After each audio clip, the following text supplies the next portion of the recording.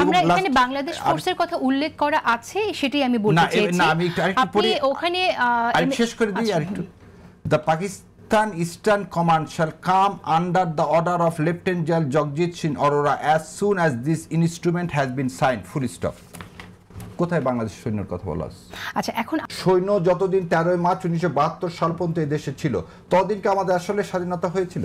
তাহলে আমাদের স্বাধীনতা দিবস যখন 16 ডিসেম্বর করতেছি, তখন মোদি যখন টুইট করে বলে 16 ডিসেম্বর হচ্ছে ইন্ডিয়া পাকিস্তানের যুদ্ধ, যখন আমাদের সম্মানিত সেনাপ্রধানের সাথে ইন্ডিয়ান সেনাপ্রধানের মিটিং হয়, সেই মিটিংয়ের পিছনে জেনারেল অরোরা আর নিয়াজির সারেন্ডার ছবি দেওয়া হয়, এই যে অবমাননা আমার মুক্তিযোদ্ধাকে, এটা তো আমাদেরকে অবমাননা। আমরা তো এই অবমাননা মানার জন্য তো মুক্তিযুদ্ধ করিনি। মুক্তিযুদ্ধ তো আমাদের লক্ষ লক্ষকে মুক্তি সেনারা করছে। এই মুক্তি সেনা আমার আপনার ভাই বোন। আসলে কি 16 ডিসেম্বর বাংলাদেশ স্বাধীন হয়েছে? আমার মনে হয় এই প্রশ্নটা এখন সামনে নিয়ে আসা উচিত। 71 সালের 16 ডিসেম্বর বাংলাদেশ কি আদৌ স্বাধীনতা পেয়েছে কি পায়নি? BNP acting chairperson Tarique Rahman বলেছেন একটি দলের কর্মকাণ্ড 71-এ মানুষ দেখেছে। এটি তিনি এই প্রসঙ্গেই বলেছেন যে অনেকে বলছে আমাদেরকে দেখেছো, তাদেরকে দেখেছো, এবার দুই দলকে দেখা হয়েছে, এবার আরেকটি দল যাকে দেখা হয়নি তাদেরকে দেখার জন্য। মহান স্বাধীনতার ঘোষক শহীদ প্রেসিডেন্ট জিয়াউর রহমান এবং দেশনেত্রী বেগম খালেদা জিয়ার যোগ্য উত্তরসূরি তারেক রহমান সাহেব, আমার ধারণা আজকে উনি মা অসুস্থ থাকলে সন্তান অনেক সময় অনেক কথা বলে, সেটাকে ওইভাবে সিরিয়াসলি নেওয়ার কিছু নেই বলা হচ্ছে। সেই প্রসঙ্গে তিনি এটি বললেন যে একটি দলের কর্মকাণ্ড 71-এ দেখেছে দেশবাসী। আমি যদি ব্যারিস্টার শাহরিয়ার কবির আপনাকে দিয়ে শুরু করি, আপনার মন্তব্য শুনতে চাই, আপনি কিভাবে দেখছেন আসলে? ধন্যবাদ আপনাকে। ডিসেম্বর মাস আমাদের মহান মুক্তিযুদ্ধের বিজয় মাস এবং স্বাধীনতা যুদ্ধে যারা শহীদ হয়েছেন তাদের প্রতি সম্মান রেখেই বলতেছি, আসলে কি 16 ডিসেম্বর বাংলাদেশ স্বাধীন হয়েছে? আমার মনে হয় এই প্রশ্নটা এখন সামনে নিয়ে আসা উচিত। 71 সালের 16 ডিসেম্বর বাংলাদেশ কি আদৌ স্বাধীনতা পেয়েছে কি পায়নি? সেদিন কি নামমাত্র মূল্যে পাকিস্তান সেনারা ভারতের কাছে সারেন্ডার করলেন, তারই পরিপ্রেক্ষিতে আমাদের একটা ভূখণ্ড মানচিত্রর কেবল একটা বহিঃপ্রকাশ হল। প্রকৃত স্বাধীনতা, সেই স্বাধীনতা কি কবে পেলাম? মহান স্বাধীনতার ঘোষক শহীদ প্রেসিডেন্ট জিয়াউর রহমান এবং দেশনেত্রী বেগম খালেদা জিয়ার যোগ্য উত্তরসূরি তারেক রহমান সাহেব, আমার ধারণা আজকে উনি মা অসুস্থ থাকলে সন্তান অনেক সময় অনেক কথা বলে, সেটাকে ওইভাবে সিরিয়াসলি নেওয়ার কিছু নেই। কারণ তার সাথে এখন তাকে রাজনীতি ইলেকশনের মাঠে তাকে মাথা চালাতে হচ্ছে, তাকে তার কন্টেস্টেড বিভিন্ন জায়গায় দেখা যাচ্ছে যে প্রার্থী নিয়ে একটু বিরূপ প্রতিক্রিয়ার সৃষ্টি হচ্ছে। তারপরও মমতাময়ী মা মৃত্যু সজ্জায়। তো সেই সময় উনি 71 নিয়ে যে কথাটা বলছেন, আমি সম্মানের সাথেই বলবো, উনি সারা দেশকে বুঝাতে চেয়েছেন 71 আজ 53 বছর পরও কেন মীমাংসিত হলো না।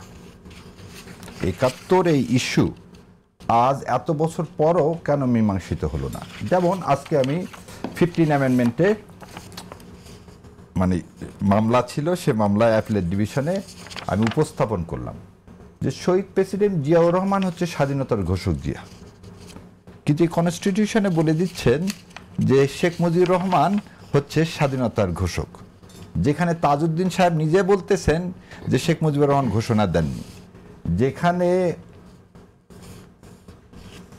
This an admitted fact. উনি 25 তারিখ সন্ধ্যাবেলা কি হইলেন, অ্যারেস্ট হলেন। একে খন্দকার বলতেছেন উনি ঘোষণা দেননি। তাহলে এই কনস্টিটিউশনে এই যে নিলেন, তাহলে এই মীমাংসা অমীমাংসিত। আমি একটু আগে আপনাকে বললাম 16 ডিসেম্বর কেন আমার মনে হয়, দেখেন আমার পরিবার মুক্তিযুদ্ধে এই কথা বারবার বলার দরকার নাই, আমার মা বাবা সবাই যে সাফারার বা বাংলাদেশের সমস্ত মুক্তিযোদ্ধারা যে সাফারার 16ই ডিসেম্বর যে সারেন্ডার অনুষ্ঠানটা হলো, সেখানে কেন আমার মুক্তিযোদ্ধারা ছিল না? এই মুক্তিযুদ্ধটা তো আমাদের সবার, একটা লোকের কিন্তু না। কিন্তু এখানে আমি একটু অ্যাড করি, আপনি বাংলাদেশ ফোর্সের যে ওখানে উপস্থিতি ছিল, এই যে এগ্রিমেন্টের মধ্যে আত্মসমর্পণের যে দলিল, সেই দলিলে কিন্তু বাংলাদেশ ফোর্সের কথা উল্লেখ করা ছিল, সেটাও আপনাকে বলতে হবে। তা আপনি শুধু ভারতের কথা বলছেন, কিন্তু একটি অংশ তো আপনি অনুজ্জ রেখে যাচ্ছেন। আচ্ছা, এইটা আমি দেখলাম, আমি একটু সেজন্য আজকে নিয়ে এসেছি ইনস্ট্রুমেন্ট অফ সারেন্ডার। এটা একটু বলে দিই। প্রথম কোনো মিত্র বাহিনী বলে কোনো বাহিনী ছিল না। আবার মনে দিই, জয়েন্ট ফোর্স বলে কোনো ফোর্স গঠন করা হয়নি, এরকম কোনো ট্রিটিও নাই। সো বাংলাদেশ এবং ইন্ডিয়ার যে একটা জয়েন্ট ফোর্স, আমাদের ফোর্সের সর্বাধিনায়ক ছিল জেনারেল এম.এ.জে. ওসমানী। আর ইন্ডিয়ান ফোর্সের এইখানে দেখেন সুন্দর করে বলতেছে, আমি একটু পড়ে শোনাই, যেটা নিয়ে এই মিসকোট হচ্ছে। The Pakistan eastern command agreed to surrender all Pakistani arm forces in Bangladesh to Lieutenant General Jagjit Singh Arora, General Officer Commanding in Chief of the India and Bangladeshi forces in the Eastern Theater. Where is the Bangladeshi forces? Secondly, এখানে তার sign থাকতে হবে। এটা আপা ভালো জানেন যে contract হতে গেলে যদি একটা কন্ট্রাক্টের পার্টিতে আমরা 3 জন আছি, যদি 3 জন যদি সাইন না করি, আমি আপনাকে বলতে পারি না you are bind by this. ঠিক আছে, আমরা এখানে বাংলাদেশ ফোর্সের কথা উল্লেখ করা আছে, সেটাই আমি বলতে চাইছি। না, আমি একটু পড়ি, ওখানে আমি শেষ করে দিই আরেকটু। The Pakistan eastern command shall come under the order of Lieutenant General Jagjit Singh Arora as soon as this instrument has been signed. Full stop. কোথায় বাংলাদেশ সৈন্যের কথা বলা আছে? আচ্ছা, এখন আমার প্রশ্ন হচ্ছে যে বাংলাদেশের মুক্তিযুদ্ধ নিয়ে আপনি যে কথাটা বলছেন, এখন মুক্তিযুদ্ধকে যেন খারিজ করে দেওয়ার মতো একটা অবস্থায় আমরা চলে যাচ্ছি। মনে হচ্ছে যে এটা বাংলাদেশের মানুষ মুক্তিযুদ্ধ করেনি, আপনি ভারতকে সামনে নিয়ে আসছেন। এই বক্তব্যটার সাথে ভারতের বক্তব্যের একটা মিল আমি দেখতে পাই, কারণ ভারত কিন্তু বরাবর বলে এসেছে এবং ভারতের বিভিন্ন দলিলেও আমরা দেখেছি যে এই যুদ্ধটা ছিল ভারতের সাথে পাকিস্তানের যুদ্ধ। আপনারা ভারতের এগেইনস্টে এত কথা বলেন, তাহলে ভারতের এই ন্যারেশন কেন আপনারা?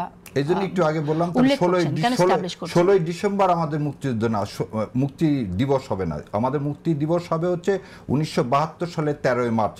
1972 সালের 13ই মার্চ, যেদিন বঙ্গবন্ধুর দাবির পরিপ্রেক্ষিতে এদেশ থেকে 1.5 লক্ষ ইন্ডিয়ান সোলজার যখন এদেশ থেকে চলে গেল। আপনারা হয়তো জানেন কিনা জানি না, 16ই ডিসেম্বর যখন এই পাকিস্তানি সেনাবাহিনী সারেন্ডার করলো, তারপর সমস্ত বিভাগীয় জেলাগুলোর হেডকোয়ার্টারের ডিসিদেরকে ডেকে সেই জেলাগুলোর দায়িত্বভার নিয়েছিল ইন্ডিয়া। কেন তা নিবে? এবং এটা যদি শামসুল্লাহ সাহেবের বইয়ে আপনার পড়লেই দেখতে পাবেন।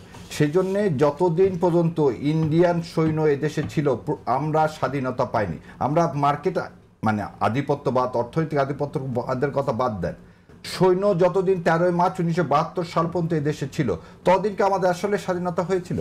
তাহলে আমাদের স্বাধীনতা দিবস যখন 16ই ডিসেম্বর করতেছি, তখন মোদি যখন টুইট করে বলে 16ই ডিসেম্বর হচ্ছে ইন্ডিয়া পাকিস্তানের যুদ্ধ, যখন আমাদের সম্মানিত সেনাপ্রধানের সাথে ইন্ডিয়ান সেনাপ্রধানের মিটিং হয়, সেই মিটিংয়ের পিছনে জেনারেল অরোরা আর নিয়াজির সারেন্ডার ছবি দেওয়া হয়, এই যে অবমাননা আমার মুক্তিযোদ্ধাকে, এটা তো আমাদেরকে অবমাননা।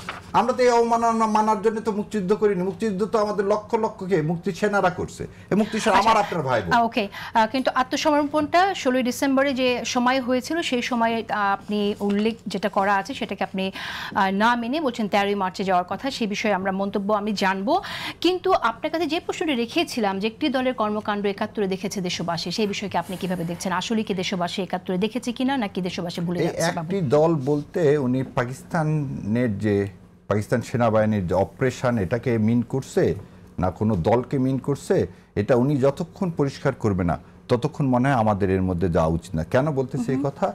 যে বাংলাদেশ জামাত ইসলামকে যদি ইন করা হয় তাহলে এটা হবে না, কারণ তার মা এবং তার বাবা, যেমন বলি তার বাবা মুসলিম লীগকে অ্যাকোমোডেট করছেন। ন্যাপ এবং মুসলিম লীগ দুইটার মধ্যে দিয়ে বিএনপির উৎপত্তি, এবং শাহ আজিজুর রহমান, জাদু মিয়া দুইজনাই কিন্তু সেন্টেন্স খাটা। আবার বলে দিচ্ছি, শাহ আজিজুর রহমান 5 বছর না, জাদু মিয়া 5 বছর জেলে খাটছিলেন যুদ্ধ অপরাধের জন্য, আর শাহ আজিজুর রহমান 2 বছর জেলে খাটছিলেন। সো যেখানে কনসিলিয়েশন করছেন তার বাবার আদর্শ থেকে সে তারেক রহমান বিচ্যুতি হবে, এটা আশা করি না। দ্বিতীয় কথা, 90 সালে জামাতে ইসলামের সমর্থন নিয়ে বেগম খালেদা জিয়া যখন সরকার করলেন, এবং আপনাদের একটা মনে আছে বোধহয়, বেগম খালেদা জিয়াও বলছিলেন এই দেলোয়ার হোসেন সাইদিদের যে বিচারটা হচ্ছে, বিচারের নামে প্রহসন, এবং এই মির্জা আর মহাসচিব মহোদয় উনি পর্যন্ত বলেছেন এটা বিচারের নামে প্রহসন। সো আমাদের এই স্ট্যান্ডিংকে আমার ধারণা তারেক রহমান এইভাবে হয়তো অনেকে এটাকে ইন্টারপ্রেট করতে যাচ্ছে, জামাতকে নিয়ে এটা আসলে জামাত না। বিচারের নামে